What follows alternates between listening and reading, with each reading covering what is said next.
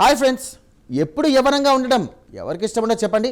యవ్వనంగా బతకాలని, తక్కువ కాలం బ్రతకాలని మనం ఆశపడడంలో తప్పులేదు. కానీ వయస్సు పెరుగుతున్న కొద్దీ మన శరీరం ముడతలు పడి బలహీనంగా మారుతుంది. అసలు మనిషి ముసలివాడు ఎందుకు అవుతాడు? మన చావును మనం వాయిదా వేసుకోవచ్చా? ఈ ప్రశ్నలకు సమాధానంగా శాస్త్రవేత్తలు మన శరీరంలోని ఒక వింతైన లైఫ్ క్లాక్ను కనుగొన్నారు. దాని పేరే టెలోమియర్స్. మన డిఎన్ఏ చివరిలో ఉండే ఈ రక్షణ కవచాలు ఎంత పొడవుగా ఉంటే మనం అంత ఎక్కువ కాలం యవ్వనంగా బతుకుతాం.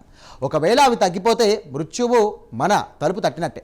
విస్మయకరమైనటువంటి విషయం ఏంటంటే, ఎటువంటి మందులు లేకుండానే కేవలం కొన్ని జీవనశైలి మార్పులతో ఈ టెలోమియర్స్ పొడవును మనం పెంచుకోవచ్చని నోబెల్ బహుమతి గ్రహీతలే నిరూపించారు. అసలు ఈ అమరత్వపు రహస్యం ఏంటి?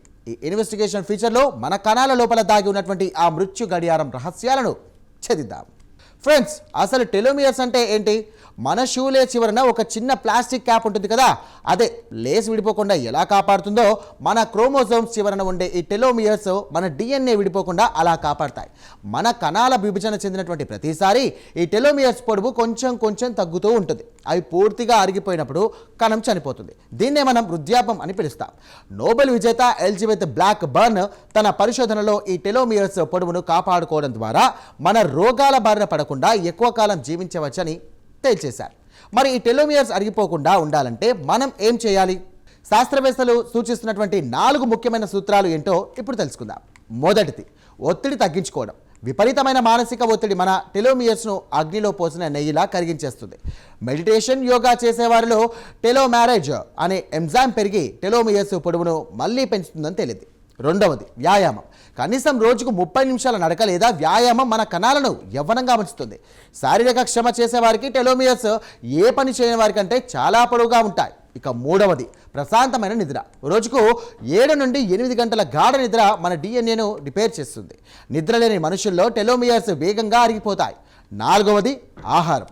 ప్రాసెస్ చేసినటువంటి జంక్ ఫుడ్స్ కాకుండా ఆకుకూరలు, పండ్లు, ఇంకా యాంటీ ఆక్సిడెంట్స్ ఉన్నటువంటి ఆహారం తీసుకోవడం వల్ల మన కణాల ఆయుష్ పెరుగుతోంది. ఇక మిస్టరీ ఇక్కడితో అయిపోలేదు ఫ్రెండ్స్. తాజాగా శాస్త్రవేత్తలు ల్యాబొరేటరీలో టెలోమియర్స్ పొడవును ఆర్టిఫిషియల్గా పెంచే ప్రయోగాలు చేశారు. హైపర్ బారిక్ ఆక్సిజన్ థెరపీ ద్వారా మనుషుల టెలోమియర్స్ను 20% వరకు పెంచవచ్చని ఇజ్రాయెల్ శాస్త్రవేత్తలు నిరూపించారు. అంటే మనం ముసలితనాన్ని వెనక్కి నెట్టి మళ్ళీ యవ్వనంలోకి వెళ్ళే రివర్స్ ఏజింగ్ ప్రక్రియ సాధ్యమేనా? భవిష్యత్తులో మనిషి 150 ఏళ్ల వరకు ఆరోగ్యంగా బతికే అవకాశం ఉందని ఈ పరిశోధనలు చెబుతున్నాయి.